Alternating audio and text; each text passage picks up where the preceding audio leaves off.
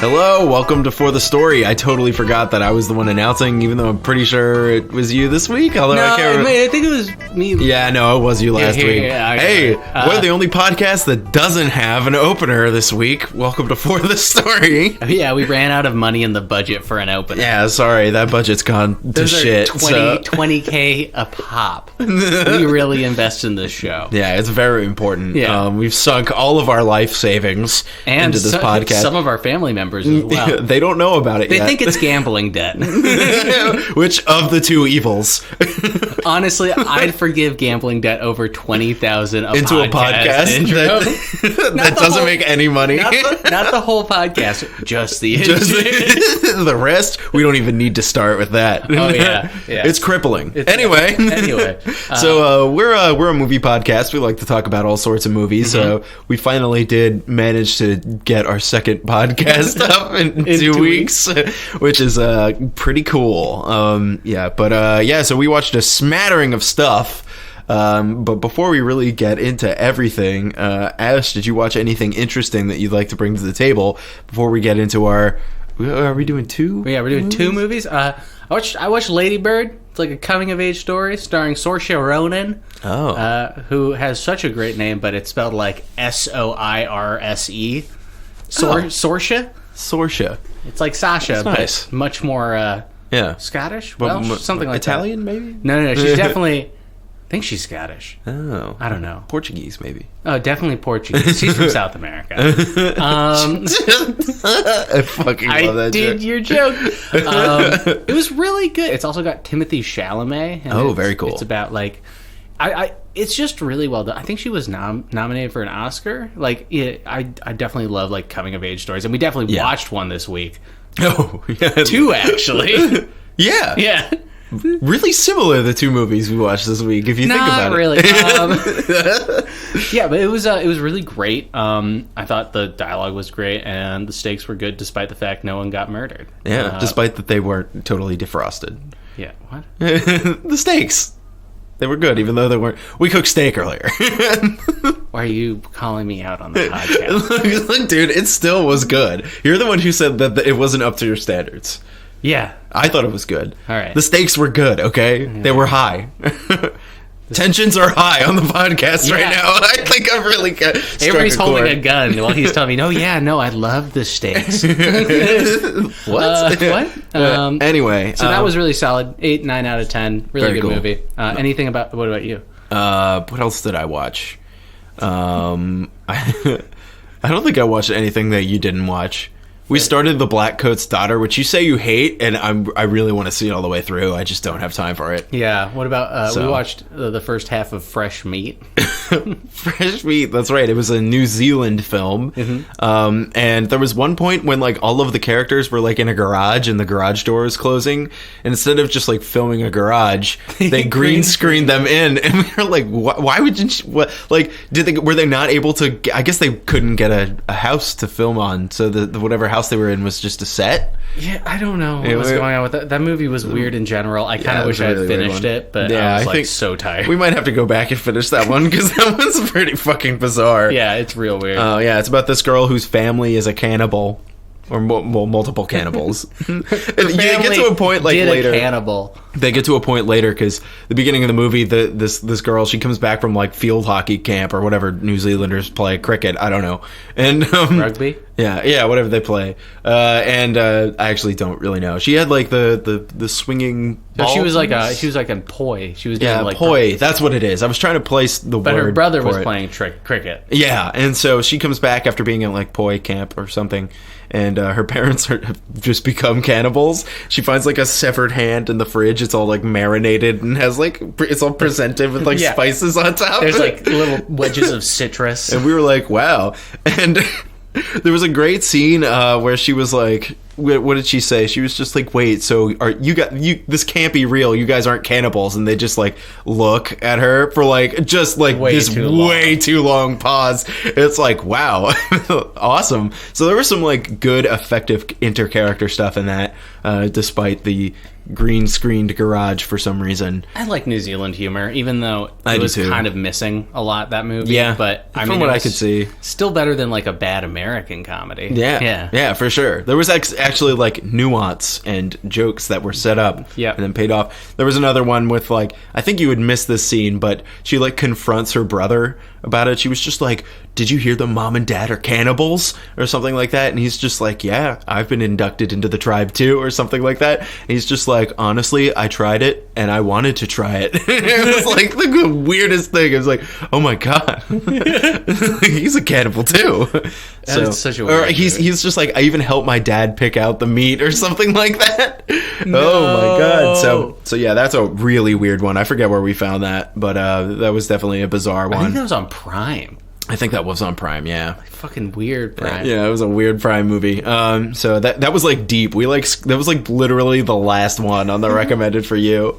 It was like, yeah, and it was the one I would least recommend to myself.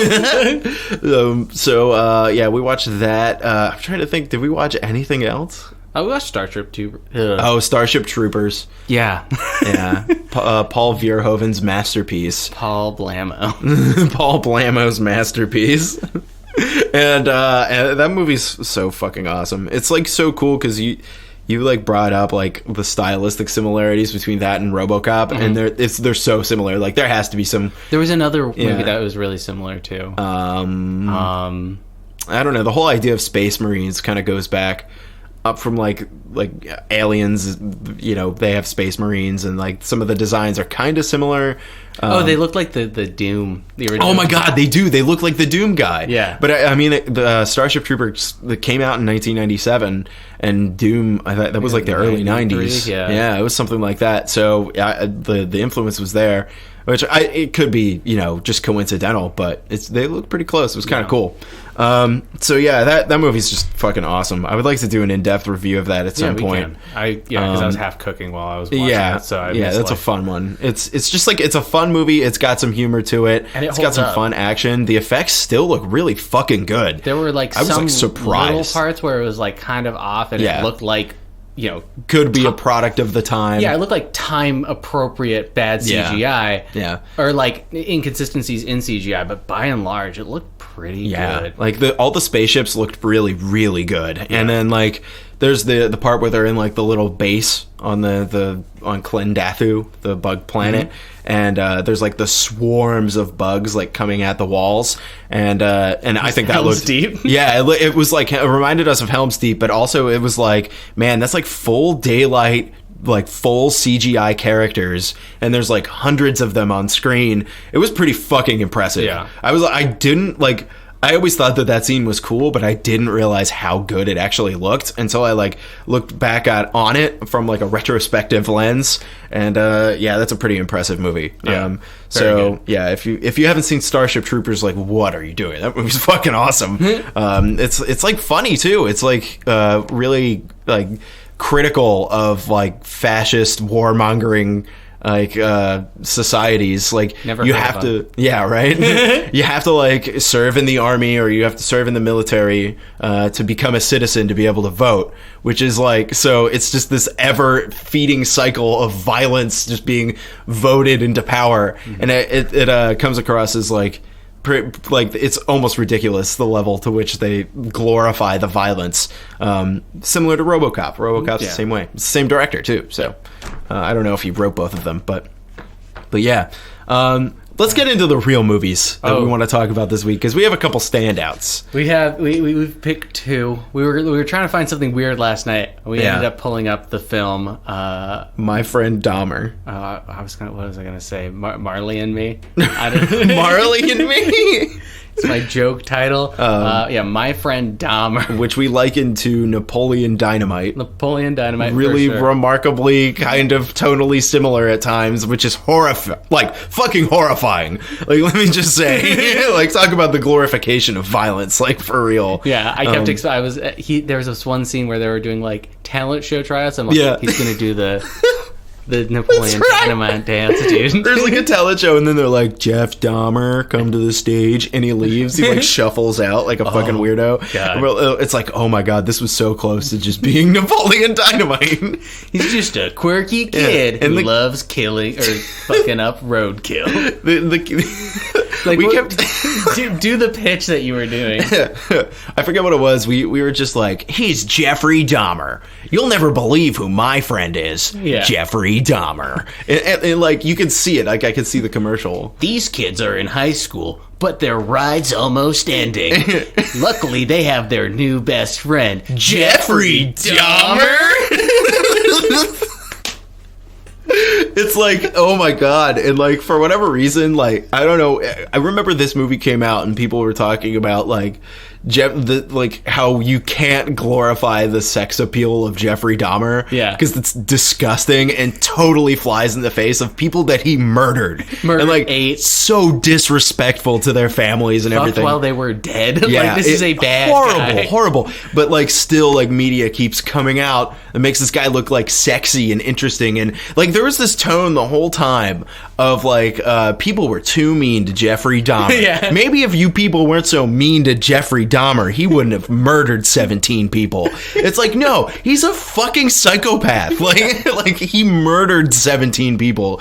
And, he was already doing fucked up shit before the movie even started. Yeah, he was murdering cats and like liquefying roadkill and stuff. Yeah, with acid. Yeah, and not the drug either. It's like, it made for good dramatic scenes, but there were situations where it was like, that's not really how a serial killer would think. There was like a scene where he almost murders a dog. And then like is overcome with emotion and just can't. Yeah, he's mad. But that would never happen. Like, psychopaths and people who are serial killers like that don't have emotions like that, unless they might have been trying to show you like a transformation. Like, it's all just like beating him down. They wanted to make you think that because like him slaughtering a dog and like putting his skull up is like a thing he did, and so I think they were playing off of the notion that people who know what happens with Jeffrey Dahmer were going to think that they were going to show you that on screen, and then they showed it off screen because the dog ended up dead still. Yeah, the violence was like surprisingly downplayed.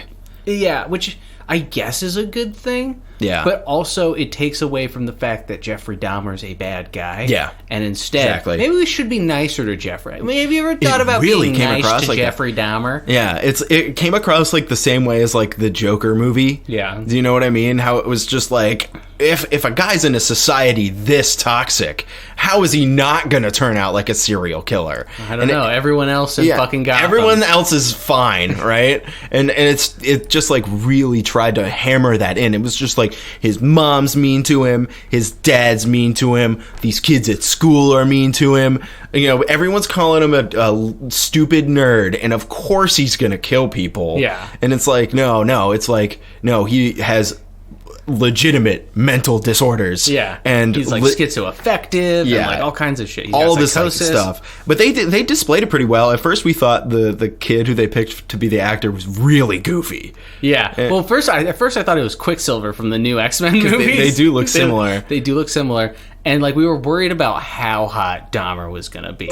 Well, of course, he looked pretty good in that bicep curl scene. There's this amazing scene where his dad comes in with some weights and he's like, what if you lifted these? And then like a couple scenes later, he's just standing, staring dead-eyed into the camera. He was like looking curling. just past the camera and curling, just like standing in one place like a robot. It's the dumbest. It was so stupid. I can't believe they left it in the movie. And it wasn't a long scene either. It was like 2 or 3 seconds of just him.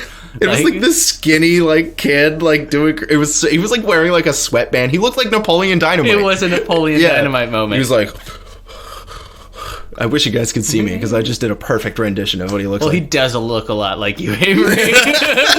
I've been jokingly pushing the narrative that Avery should dress as sexy Dahmer for Halloween. I'm not sure if it's good or bad.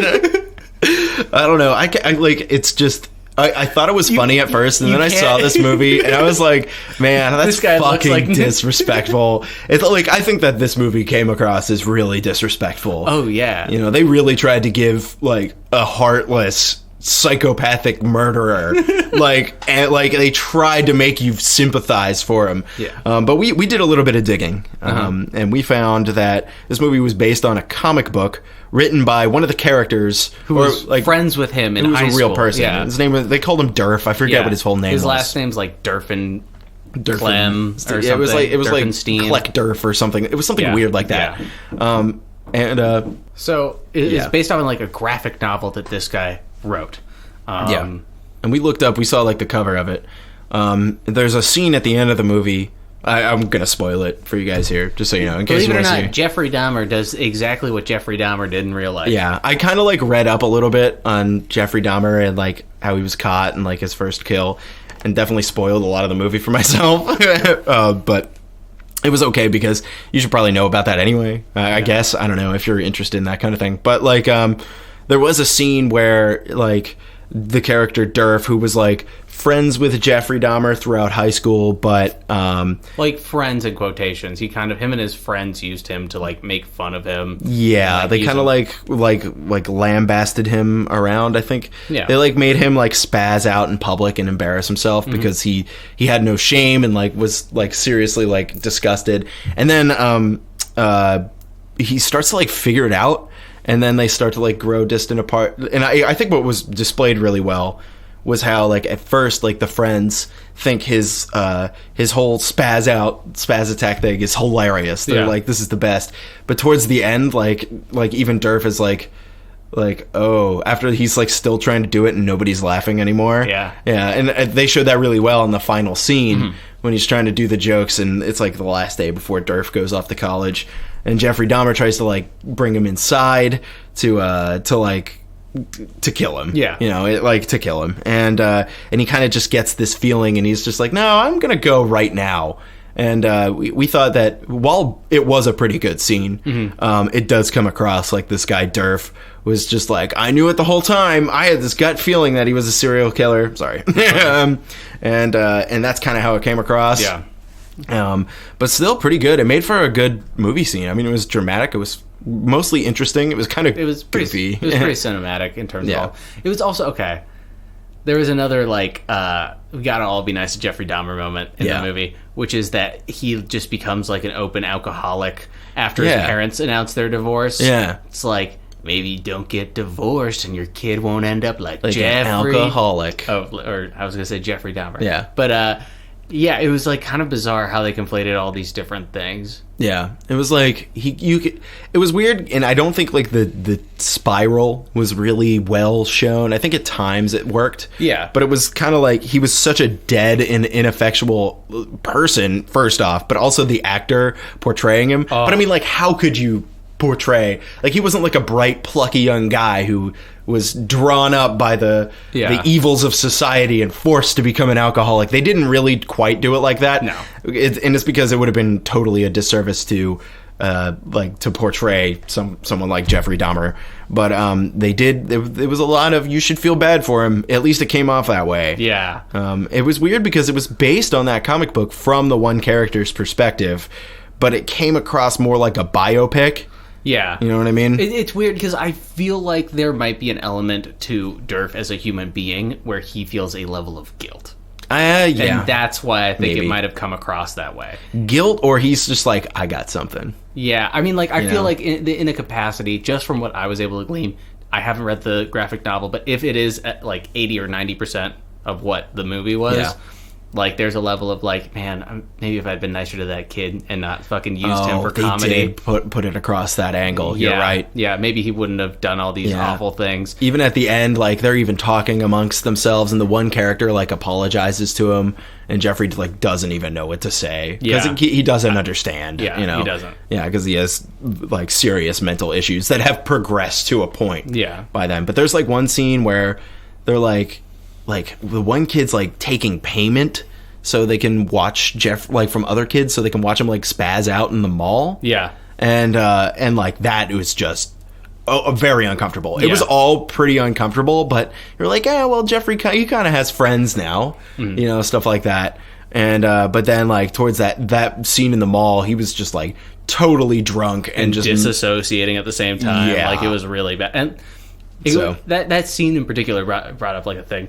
This movie is shot very standard, but then they do really weird shots. It is some like odd out of focus crap that I think they thought was going to look more artistic than it ended up looking. Yeah. It was just kind of hard to focus on. I think some of it came after like because there was the one you brought up when he kills the dog and like puts its like skull up and like joggers or kids find it. Yeah, you joked that they were married, a husband and wife. That's right. They're like a husband and wife, just on a nice hike. But like they showed the dog that was murdered, but it was all out of focus, and it made me think like it was one of two things. Either they were like, we shouldn't show that's pretty disrespectful, or they were like, our gore looks like crap, we can't show it on screen. I think they were going for PG-13 with this. Yeah, I think you're right. And it seemed like there were some other cut scenes too. Like, do you remember the drug dealer kid who was always coming up to him and like he had his hands in his pocket, he was like, you want a buzz? Like, and he had like the knife. Mm-hmm. He like showed everyone that he had a knife. And he had that big green jacket that Jeffrey Dahmer is like later wearing in the movie. Mm-hmm. I think that they cut a scene where he killed that guy. I don't know if it was because that character never came back. Stole him, or maybe he lost at Russian roulette and like died or something. Because he was playing Russian roulette with Jeffrey. It's kind of like hard to see what exactly that was. Yeah, or maybe they should have just costumed him better so it wasn't the exact same jacket or something. I think it was supposed to be the same jacket because it's later when he's like about to kill the dog that he pulls the knife out of the jacket. And I think you're supposed to remember that, but I think they cut a scene out of there. Yeah. I think some stuff was cut out of the middle, probably for time. It was a long movie. It was like pretty long, 50-ish. Yeah, so it could have been for time. It could have been they were like, "Yo, this is pretty disrespectful," or it was just like too fictitious or something like that. And they were like, "We're not really at liberty to put this out there," or something. Like what is the estate of Jeffrey Dahmer gonna sue him? Yeah, or something. Who fucking knows, man? But like, maybe the family of that guy. I don't even know. But it seemed like he had his jacket. None of the other characters noticed it. Yeah, and like. I don't know. It didn't really make any sense. It really, and that character never appeared again throughout the whole movie. Yeah. After that Russian roulette scene, they never see him again. So I don't know. Maybe they're just bad at inferring things. I have no idea. It could have been that too. But then why would he have the exact same jacket? Yeah. I would like to look back and see if it's the same jacket because that like caught my eye. I was like, wait, when did he get the Crazy Kids jacket? I thought I missed something. Yeah, I didn't even notice it, to be honest with you. I didn't really notice it until he had the knife to the dog. I was like, oh my God, that's the knife that the Crazy Kid like flashed at everybody. So I don't know. Like, I guess they were trying to infer that maybe he killed himself and Jeffrey stole the jacket. I have no idea, but there wasn't like blood on it. It was like really weird. Yeah, it was really strange. Or you're right; it could have just been like a big costuming mistake. Yeah. Who fucking knows? Yeah, I mean, it's kind of hard to tell with this movie because it is like it seemed like an expensive movie that was really cheap. Yeah, does it make any sense? It was very weird. They got the kid from Hereditary. Yeah. Oh, yeah. He's really good. Yeah, he made all of the other actors in the movie look kind of dumb. Yeah. Well, it was pretty easy to make the lead look pretty dumb. Yeah. Well, yeah. He's playing a dumb person. Jeffrey Dahmer, high IQ, just fucking crazy. Yeah. Totally doesn't fit in with society. I would call that dumb. Yeah. It's socially dumb. Yeah. God, I just not a lot more to say about this movie, but I do want to talk about the Dahmer posture. Oh man, he was a hunchback. Yeah, you compared it to Under the Silver Lake, where Andrew Garfield kind of had this like hunch, shuffle. But this is like worse. This is like someone like took a bent rod and just glued it to his back. It's like a really bad scoliosis brace that is also bent. Like that was another one of the reasons we compared it to Napoleon Dynamite. It's like, damn, Napoleon Dynamite might have been a serial killer. And like the more I think about it, it's like it kind of fits that narrative, Someone right? Greenlight that fucking movie, the sequel to Napoleon Dynamite 2. He's a serial killer. Serial killer. Oh my God, he's just a regular kid. Jeffrey Dahmer. I can't even. It was just like all of like the high school antics. It was a little unsettling because you could tell that like the kids were like making fun of him, but at the same time, some of it was framed like he's happy, he has friends now. Yeah, and then it's like nope. So I don't know. Yikes. But what can you do? So that's my friend Dahmer. Do we have anything else to say about it? I will say he did make one really good joke. Okay, which is when Hereditary guy's getting hit on by a girl. And she's like, oh, is Dahmer your muse? He's like, could you draw me? Yeah. And Jeffrey's just like, I'll draw you. Lay on the ground. And then she lays on the ground and he does a chalk outline of her body. I thought that was hilarious. Yeah, because he's a fucking serial killer. Yeah. And I feel like that's something they completely made up for the movie. Yeah, totally. It's totally movie. It was kind of cool. Like, they tried to set up some, like, shots and stuff, like, kind of trying to recreate stuff from Jeffrey Dahmer's past, because, like, you can find, like, his yearbook pictures online. Oh, yeah. His prom pictures. I found his prom picture. Yeah. Which, pretty solid casting on the girl. Better than on him. But, Oh, the girl. That's right. He leaves the girl at the... It's so weird. To, like, eat a ham sandwich in the car. Yeah, he gets, like, a burger. And then I noticed, like, out of the windshield, there's just, like, infinite stars in the sky. I'm like, nowhere in Ohio can you see that many stars. Added, yeah. But, like, I don't know. It was really weird that they, like, recreated stuff. It's just like, you should remember this part from the book. That's kind of how it came across. It's also like, I'm not sure who this movie's for. Is it for people who have never heard anything about Jeffrey Dahmer, or people who already know Jeffrey? Fans of Jeffrey Dahmer? Or just obsessed in some capacity. Yeah. Like, I'm not sure. I mean, like, serial killers and true crime is really interesting. And really popular right now. Yeah, but, like, it comes down to that same, like, thing we were talking about earlier. It's just like, dude, stop sexualizing a literal, disgusting predator. Yeah. And he was a pedophile. It's like, this is all just, like, trying to attach this emotionality to someone who is an emotionless, like, killer. Yeah. It really isn't good. And I think it's really disrespectful to the families of the people that he murdered. I think it's really, really pretty sad. fucked up, yeah. Yeah. And they do kind of, like, they show you at the end, it's just like the character from the prequel, Stephen Hicks. But that was the first person that he killed, and it ends with him, like, picking him up in the car and being like, hey, you want to keep partying? Like, come back to my place. And he ends up killing this guy. Yeah. And that happens in real life, and that's what I spoiled myself with. I was like, when are we going to see this character? And you're like, it's going to fade to black. Yeah, it was... Yeah, and it's like, it's going to fade to black. It's just like, later, guys. Like, and ended on that kind of note. Like, Dahmer logging out. Yeah, exactly. You're probably wondering how I got here. Oh my god, can you imagine? He's just covered in blood. He's just like eating a kid's leg. Probably wondering how I got here. That's like Dexter bad. Just like I was an ordinary kid, or at least I thought so. God, it's just like... That is the tone of the movie a little bit. Yeah, it gets, like, cheeky like that. And it's really, like... It's, like, kind of a shame because it's, like... It's hard to call it a drama, but I guess that's what it is. It almost plays like a horror movie at some points. It plays like a dark comedy. Yeah, it kind of played like a dark comedy. Kind of the worst possible outcome for a Dahmer movie. It just, like, definitely missed its mark. Oh, 100%. Yeah. I do think the movie was kind of all right. Yeah. Like, all things considered. Yeah, I think it was like, totally disrespectful. Like, in terms of, if this was a made-up character, I'd be like, pretty solid movie. Yeah. But it's a real person, and so I think, oh, this is horrifying. Yeah, exactly. It's just like, it reminds me of that show Dexter. I remember a little Dexter, bit. Yeah. How he's just a quirky serial killer trying to fit in with society, and he's kind of sexy, and he dumps his bodies in the ocean, and it's cool and funny. It's like, that's dark, but okay. Dexter's solid, though. Yeah, it's like, okay. I watched the first season, and I was like, you didn't this even is watch fun. the best season. Oh, really? Which one's that? The one with John Lithgow. Oh. John Lithgow's a serial killer. That's cool. Yeah, because he always has an enemy serial killer. Yeah, that's right. Yeah, that's part of the... I think it's all on Netflix, or at least it was a few years ago. No, it's still on Netflix. Yeah, maybe I could pick that one back up. But, yeah, I definitely recommend the Trinity Killer season, where he's just, like... Cool. John Lithgow. Which one's that? Is it the third one? Might be the fourth one. Okay. Yeah. But yeah. It's the fourth one. Hell yeah. So, I don't know, my friend Dahmer... 2 out of 10.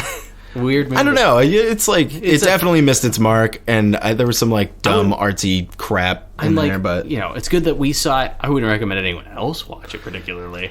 I don't know. Watch a documentary. It's going to frame it in, like, the correct light. Yeah. The movie part of me wants to be like, yeah, go ahead and watch it, but, like, the realistic part of my brain, this is what I want to say. If you're a fan of serial killers and Jeffrey Dahmer, then you should watch it. But, like, you shouldn't be a fan of Jeffrey Dahmer. Like, just end it there, you know? It's like, this shouldn't have been made, I don't think. Yeah. I think even, like, you know, the fact that the guy Durf wrote a graphic novel about it, I think I'm so willing to bet a huge portion of that is fictitious. We did find that he actually does meet the vice president. Vice President Walton or something like that. Walter Mondale. Yeah, and so it was like, that was kind of interesting. You know, like, verifiable events probably were true, but I have a distinct feeling that the majority of the rest of everything was fictionalized, and it seems that way at times. So I don't know. I mean, take what you want from that. It's like, it's an okay movie. Like, it's not bad. No, it's not bad. And if it was a fictional character and not, like, kind of disrespectful, it would be pretty good. Yeah, it would be pretty okay. But, yeah, I don't know. Whatever. Go watch it. Why not? Whatever. Yeah, and make your own judgment from it. But, yeah. So we saw My Friend Dahmer. It was okay. Yeah. I give it, like, a 6 out of 10. For 5-ish, yeah. Yeah, it's very kind of middling. Dramas aren't really my thing. I do like biopics when they're about characters that are interesting. Jeffrey Dahmer is kind of interesting. I don't know. It's hard to say. It's weird. It's a weird one. I'm very conflicted about this movie because I don't think it should exist, but it is kind of interesting. So do what you will with it. Yeah. But the other movie we watched. We also watched Bumblebee. Bumblebee. Bumblebee.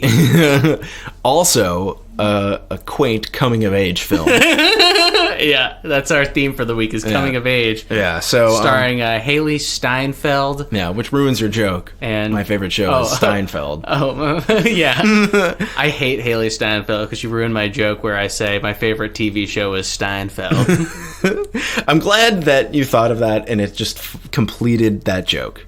Yeah, I've always said I love Steinfeld because it's like it's worst Jewish name. But like, you just bring it back around and you got to make sure, like, now it has a punchline. Yeah. You know? Yeah. And punchline is John Cena. Or wait, no. That's just... John Cena was in this, wasn't he? He was wasn't he in a different Transformers movie too, wasn't he?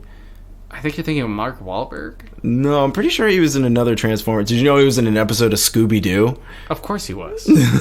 That's a dumb question. Of course, everyone knows that. Picks up the mystery machine and throws it at someone or something. Very Hulk-like. Very cool.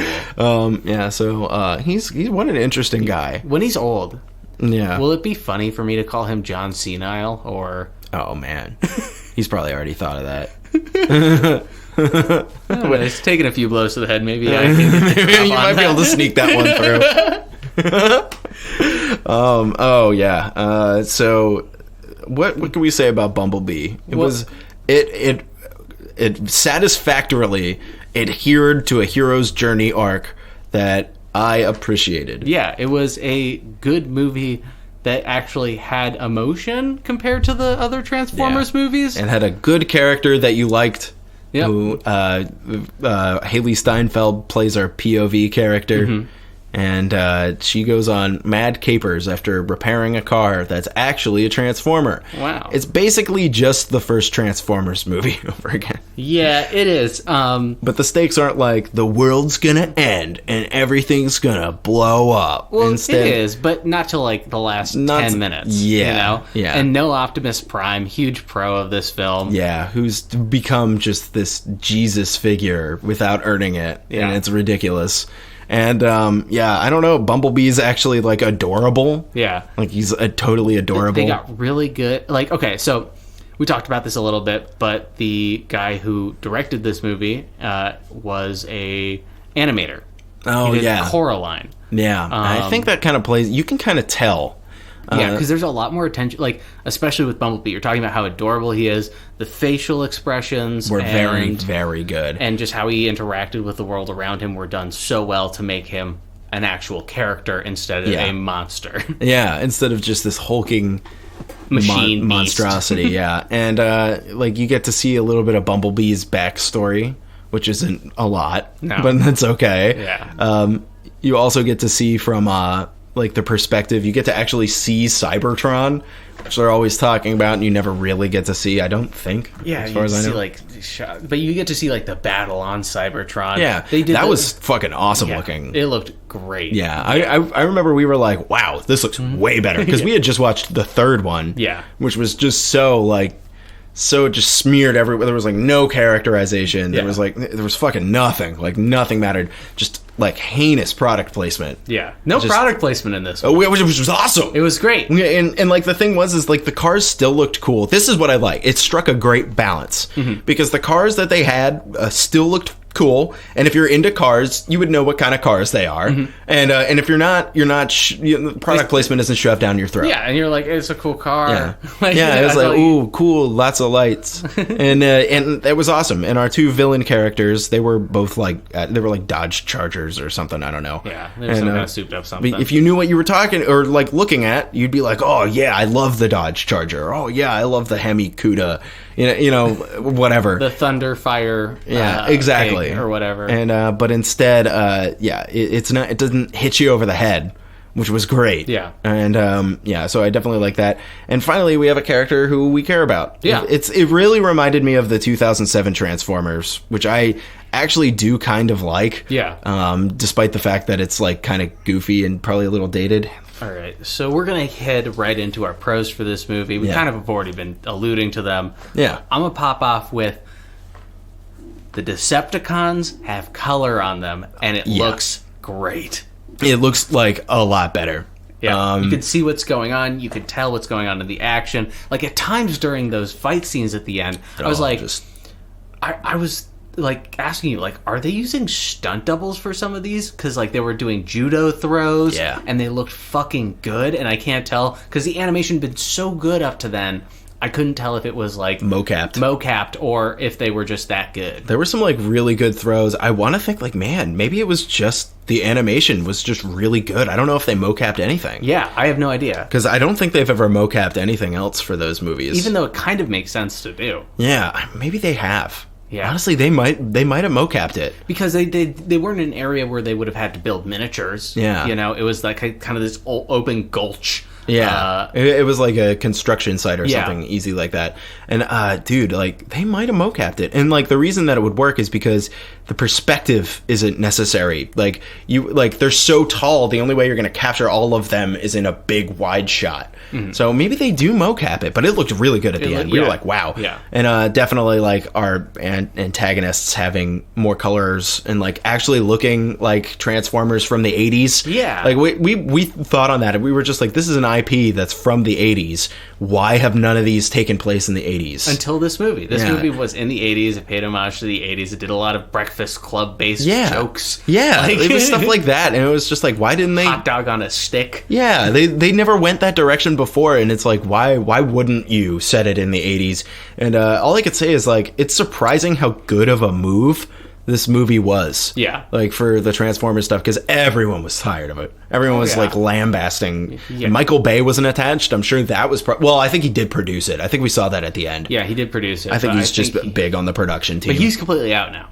Oh, he's, like, completely out? He's completely out. Is there going to be a sequel to Bumblebee or something? Do we know anything about that? That will go in my cons. Yeah. Oh yeah, because there will be a sequel. No, I don't think there will be. Really? Yeah. Damn. Because, like... I kind of want to see more of this. Yeah, exactly. That's why it's a con for me. Like, Haley Steinfeld was great. Oh, she was awesome. She was like she's going to be really, really popular, I think. Yeah. She must have an awesome fucking agent. Oh, yeah. Yeah, like, she must. Yeah. Like, we were talking a little bit about that, too, because she's been acting since she was, like, 9 or something ridiculous. In, like, big movies. Like, she was in True Grit. Yeah, she was in 2007. She was, like, probably, like, 8 years old or something when that came out. And she's 23. She wasn't 8. 23, 2007, 13 years ago. Yeah, she was like 10. Yeah. I was close. Anyway, it doesn't matter. But like, so... Yeah, she did pretty awesome. She fit like that kind of role, like the protagonist, like POV character that like actually had enough character to like keep you interested in what was happening.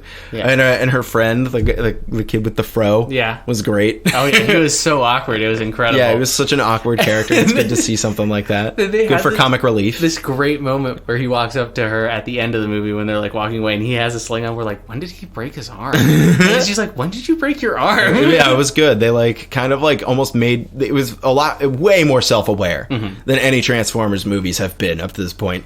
And it's just like whatever, the script was like tight. It was good script. Yeah, it was like the best that we've seen from Transformers pretty much ever. Yeah. Like the 2007 one is written pretty well, but it does a lot of like the there was a point in like the third one, and all of the older ones kind of reflect this, but like where so much happens in like 3 minutes that your brain can't even keep up. Yeah. And like the characters are here, and then all of a sudden they're across the country somehow. Yeah. In the span of 3 minutes, a million things happen.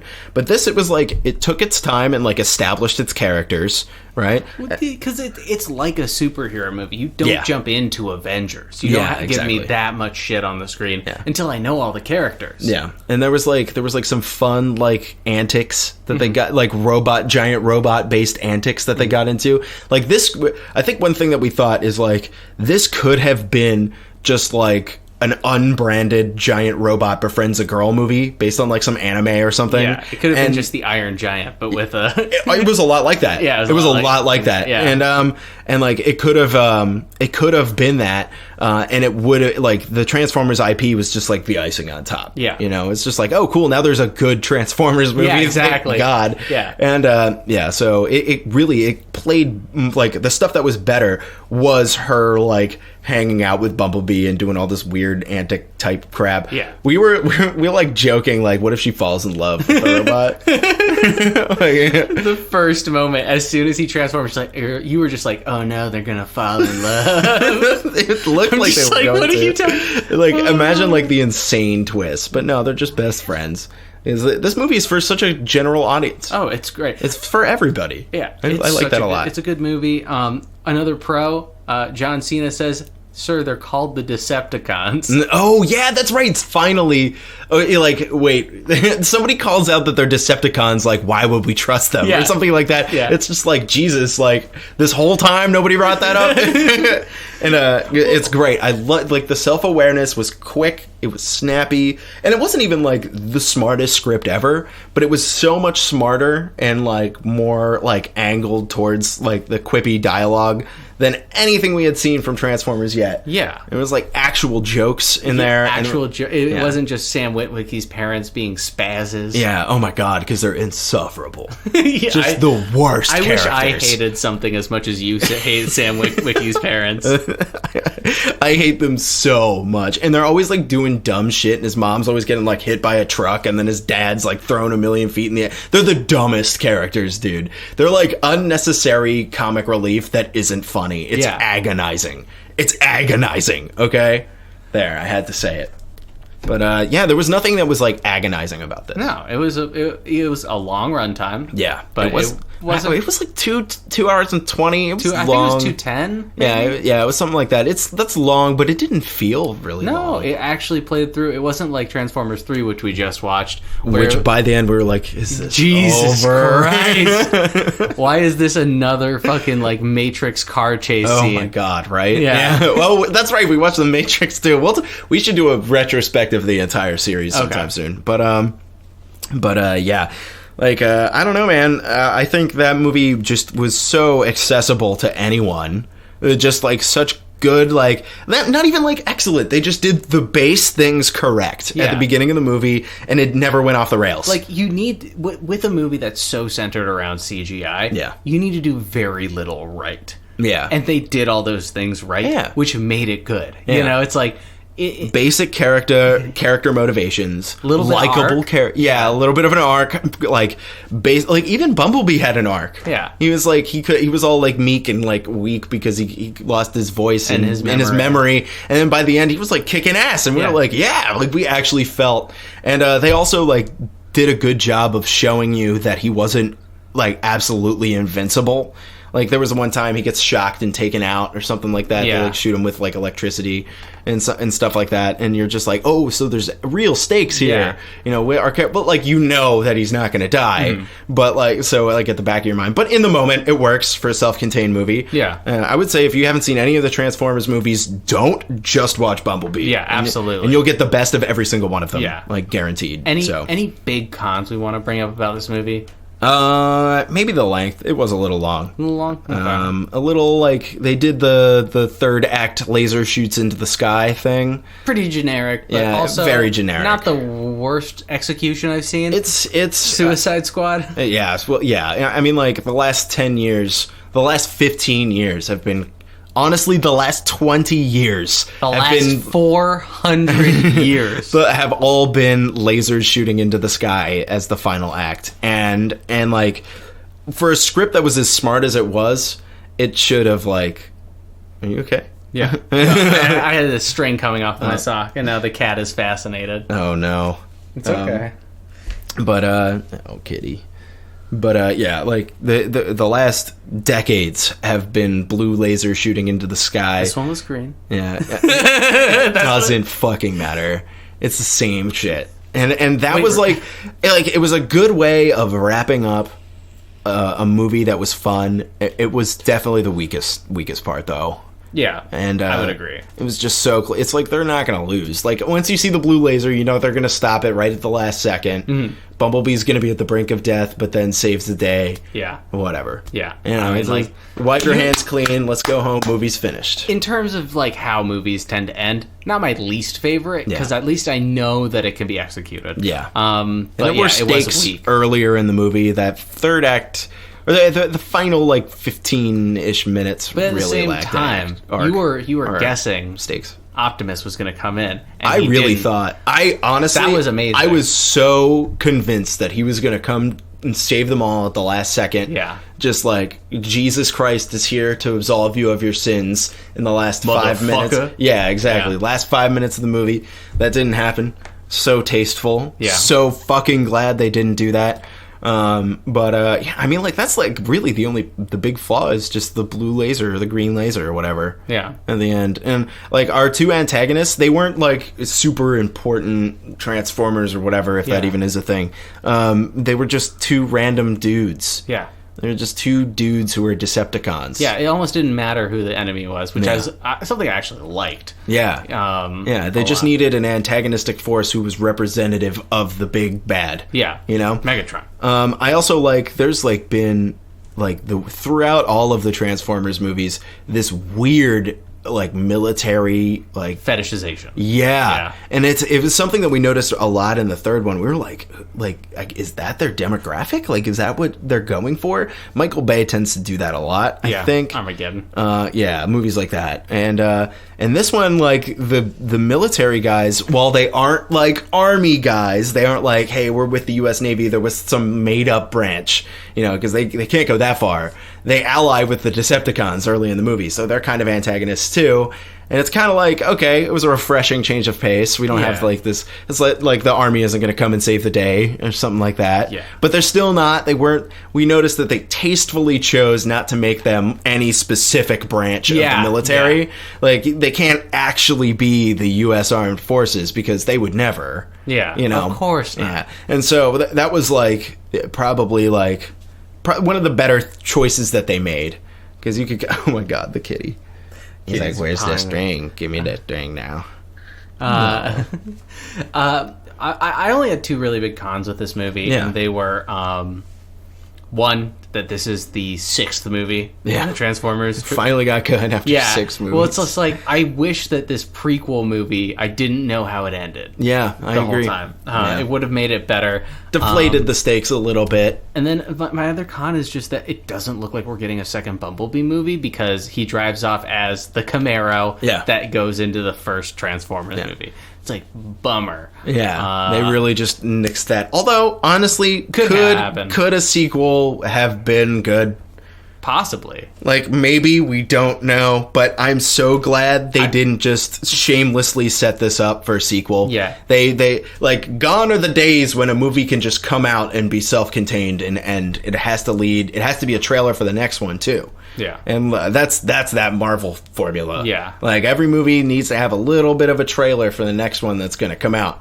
And this movie didn't do that at all. And I think it's because the future is kind of uncertain for the franchise. Yeah, because Michael Bay pulled out. Yeah, and so they're just like, we don't know anymore. I wonder, why did he pull out? I'm so surprised. This movie's making money, right? I definitely did. I think that I want to think that he is salty that that people don't like it. That people liked Bumblebee more than any movie he directed. Man, maybe. That could be it. I mean, I would kind of be salty. I'm sure he put a lot of work into the movies. Yeah, yeah. He doesn't strike me as a lazy director. No. Just almost too active in making stuff happen. Yeah, exactly. I'm thinking that too. He just sticks to very, very few and not great elements. But I don't know, man. Bumblebee was a good time. Yeah. Do you want to go into our classic review segment? Let's do it. Let's finish it up. We're doing that for Bumblebee for this one. We kind of gave Dahmer a rating out of 10 anyway. So we do 5 words that we think describe the movie, whether or not we recommend it, and a rating out of 10. Do you have words? Yeah, I do. Okay. So finally, a good Transformers movie. Easy. It's so easy, clean. Yeah. It's just like so self-contained, so like cozy. If you fall right into liking these characters, you fall right into like they're gonna have an arc. Characters have arcs. Both Haley Steinfeld's character and Bumblebee have a nice little arc that's like tied up with a bow at the end, neatly packaged. Movie's done. Wipe your hands clean. Yeah, exactly. Very structured very classically. It follows the whole hero's journey thing. Star Wars is like that. The Matrix is like that. But it's very self-contained and good. And Return to Convention is probably what the Transformers series needed. It comes across. It's the best one. It just is. If I have to give this a rating out of 10, I give it a healthy 8 out of 10. All right. And the reason I don't give it a higher rating is because while it did stick to conventions that are very good, it did not really experiment too much with those conventions. I think one of the best things I can say about it is that this could have not been a non-Transformers movie, and it would have been the same thing. Totally agree. And I think that's one thing. It's just like it doesn't come across as a big dumb Transformers blockbuster stupid fest. It's actually good, and there's characters you like. So I would definitely say go. It's on some streaming service right now. I think Amazon or something. I think it was Amazon, Yeah. So I would say go ahead and watch it because I'm pretty sure it's free right now. Yeah. And you won't regret it. All right. Boom. All right. So my 5 words are going to be in love with the 80s. Do do do do do do do do do do do. Okay. So it was Jeremy in 1983 and his Reliant K? No? Okay. Sorry, I don't know that one. This movie's great. I mean, I have very little to say about it. There's a lot of details that were worked out really well in terms of character design and how they designed fights. The plot arc was really clean. Really tight script. I can't stress that enough. Yeah. This movie's also going to be an 8 out of 10 for me because, much like you, it's an 8. It felt like an 8. Yeah. Finally, a self-contained movie that was an 8. It's like a good movie. It's bolstered almost by the fact that it's in Transformers because it's a good movie for a Transformers movie. For sure. And on top of that, I just think that it was really well executed. But like you said, it doesn't really play with convention at all. It's a really solid coming-of-age story, which is something that is not really executed well nowadays. I think so, too. Like, 80s and 90s really had the hammer on those coming-of-age stories. Definitely see this. It's on HBO, or not HBO, Amazon Prime. Yeah. Boom, clean. I guess we're running a little short this episode. Go figure. That's totally fine by me. Yeah. I got stuff to do. That's good. Me too, I think. Whoa. Sorry, no, they couldn't hear that. Okay, but guys, thank you so much for listening. Let's do a marathon for next week. Oh yeah, we'll figure out something fun. Yeah, and you guys will be surprised by what it is. Yeah, because we don't even know. Yeah, like, come on. Where's the gabagool? There it is. Hell yeah! Thank you guys so much for listening, and we'll talk to you all next week. Goodbye.